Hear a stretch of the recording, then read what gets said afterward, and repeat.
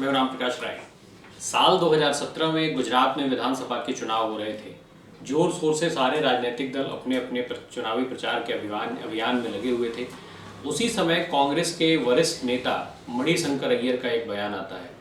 मणिशंकर अय्यर ने ये जो बयान दिया था वो प्रधानमंत्री नरेंद्र मोदी के BR अम्बेडकर को लेकर के दिए हुए एक बयान पर प्रतिक्रिया के स्वरूप था। मणिशंकर अय्यर ने अपने बयान में कहा कि ये आदमी बहुत नीच किस्म का आदमी है, इसमें कोई सभ्यता नहीं है और ऐसे मौके पर इस किस्म की गंदी राजनीति करने की क्या आवश्यकता है। मणिशंकर अय्यर के इस बयान का कांग्रेस पार्टी में भी विरोध हुआ। साथ ही साथ उस समय जो कांग्रेस पार्टी के उपाध्यक्ष थे राहुल गांधी, उन्होंने कांग्रेस की तरफ से इसकी आलोचना की और साथ ही साथ मणिशंकर अय्यर को माफ़ी मांगने के लिए भी कहा, जिसे मानते हुए बाद में मणिशंकर अय्यर ने इस बयान पर अपनी सफाई दी और माफ़ी मांग ली। पर तब तक बहुत देर हो चुकी थी। गुजरात के चुनाव में भारतीय जनता पार्टी के लिए ये जो बयान था वो बूस्टर साबित हुआ और इसे भारतीय जनता पार्टी ने चुनावी मुद्दा बना डाला।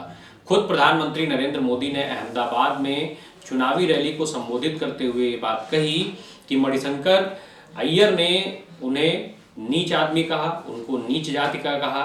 इसका मतलब उन्होंने गुजरात के बेटे का अपमान किया। जो पिछड़े और नीच जो दूसरे जाति के लोग हैं उनका अपमान करने की बात उन्होंने कही और साथ ही साथ उन्होंने लोगों से ये बात भी कह दी कि इसका जवाब, मणिशंकर अय्यर को उन्होंने चेतावनी देते हुए बात कही कि इसका जवाब जनता आपको वोट के माध्यम से देगी। खास बात ये थी कि साल 2017 में जब गुजरात में विधानसभा के चुनाव हो रहे थे तो ये माना जा रहा था कि भारतीय जनता पार्टी की स्थिति ठीक नहीं है, सत्ता परिवर्तन की लहर चल रही थी। ये तय माना जा रहा था कि इस बार गुजरात में नरेंद्र मोदी का जादू नहीं चल पाएगा और कांग्रेस की जो है वो सत्ता में वापसी होगी। ये लगभग तय माना जा रहा था। तमाम विश्लेषक इस बारे में अपनी अलग अलग विश्लेषण जो है वो अपना वो दे रहे थे।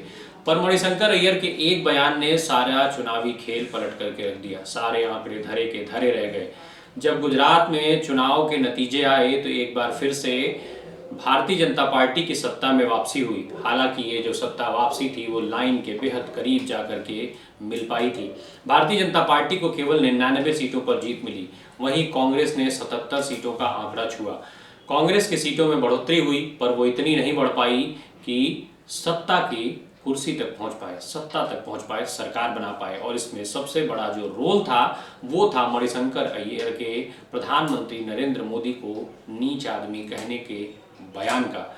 ये जो बयान था, इस बयान ने पूरा गुजरात के चुनाव का जो सिनेरियो था, जो समीकरण था, उसको पलट करके रख दिया। हालांकि ये कोई पहला मौका नहीं था जब चुनाव के नतीजे जो है इस तरीके के बयानों से प्रभावित हुए। इसके पहले भी ऐसे कई मौके आए।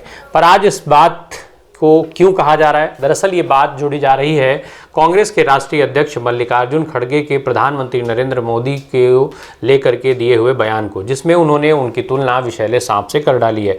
अब इसको लेकर के कई सारी आलोचनाएं हो रही हैं। हालांकि भारतीय जनता पार्टी के विधायक ने सोनिया गांधी को विषकन्या कह करके इस पर पलटवार करने की कोशिश की, जिसको लेकर के दोनों तरफ से रार हुई।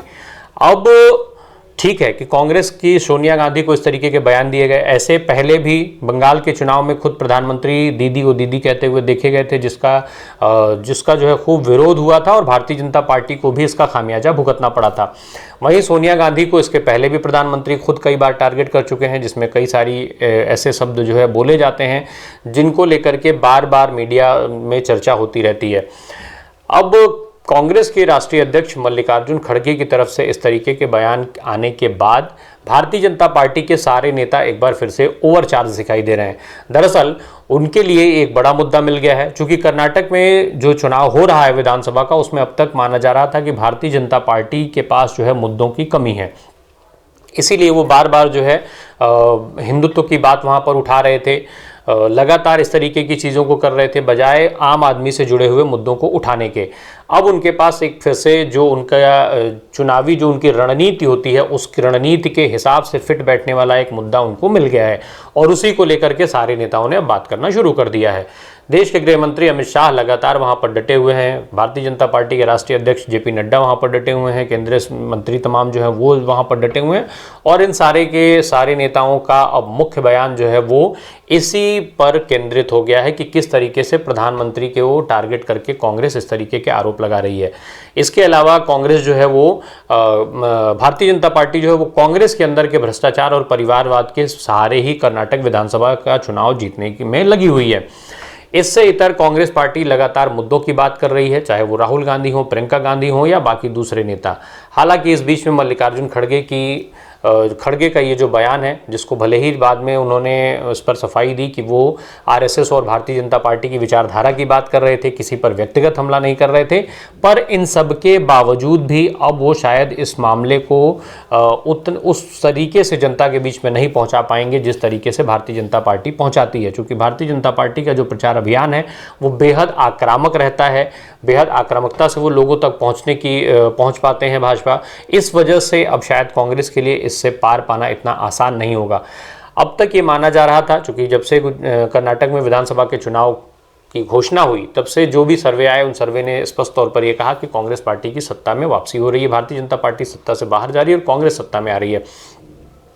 जो सर्वे थे उसमें ज़्यादातर सर्वेज में कांग्रेस पार्टी को पूर्ण बहुमत की ओर जाते हुए दिखाया गया और भारतीय जनता पार्टी का नुकसान दिखाया गया। पर अब हालात क्या वैसे रह पाएंगे, ये एक बड़ा सवाल होगा। चूँकि जब से चुनाव इस लगातार, चाहे वो लोकसभा के चुनाव हो, विधानसभा के चुनाव हो, लगातार कई चुनाव में ये देखा गया है कि इस तरीके के बयानों ने बाजी पलटी है। साल 1960 में जब लोकसभा के चुनाव हो रहे थे उस समय अटल बिहारी वाजपेयी को अपनी एक बयान के चलते बलरामपुर से हार का सामना करना पड़ा था।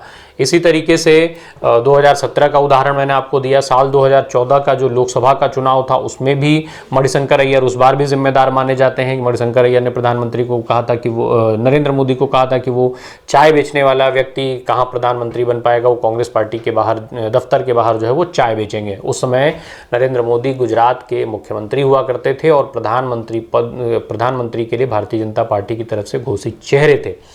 इसका नुकसान कांग्रेस पार्टी को उठाना पड़ा था। वहीं साल 2007 में गुजरात के चुनाव में ही सोनिया गांधी ने नरेंद्र मोदी को मौत का सौदागर कहा था, जिसको लेकर के भी तब कांग्रेस का नुकसान हुआ था। कांग्रेस को कुछ समय केवल 59 सीटें मिली थी, वहीं भारतीय जनता पार्टी को बड़ी जीत मिली और 117 सीटें उसने हासिल की थी।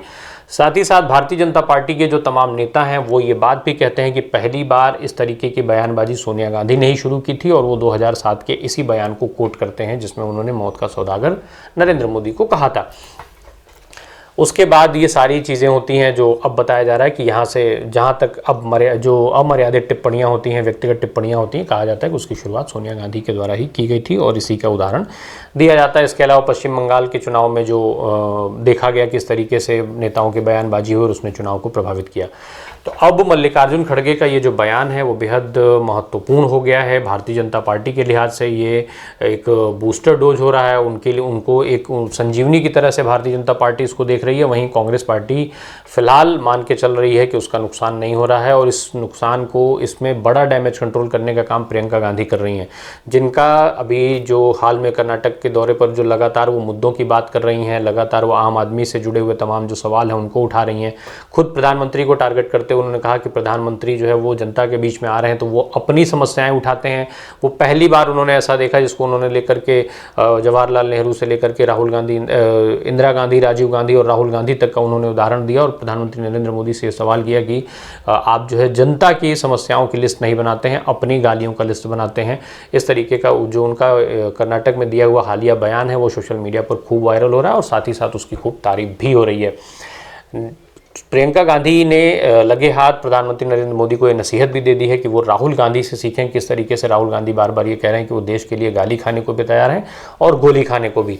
बहरहाल अब कितना डैमेज कंट्रोल प्रियंका गांधी और राहुल गांधी के इस तरीके के बयान कर पाएंगे ये चुनावी नतीजे बताएंगे, क्योंकि अभी तक जो सर्वे हैं अगर उस सर्वे के परिणामों में अंतर देखने को मिलता है तो कहीं ना कहीं एक बार फिर से मल्लिकार्जुन खड़गे का ये जो बयान है वो दोषी बनेगा और फिर हम अगले चुनाव में बात कर रहे होंगे जब इस तरीके की अमर्यादित टिप्पणियों का, तो मल्लिकार्जुन खड़गे का ये बयान भी एक उदाहरण बनेगा। अब बनेगा कि नहीं ये देखने वाली बात होगी और ये पता चलेगा 13 मई को जब कर्नाटक में विधानसभा चुनाव के नतीजे आएंगे।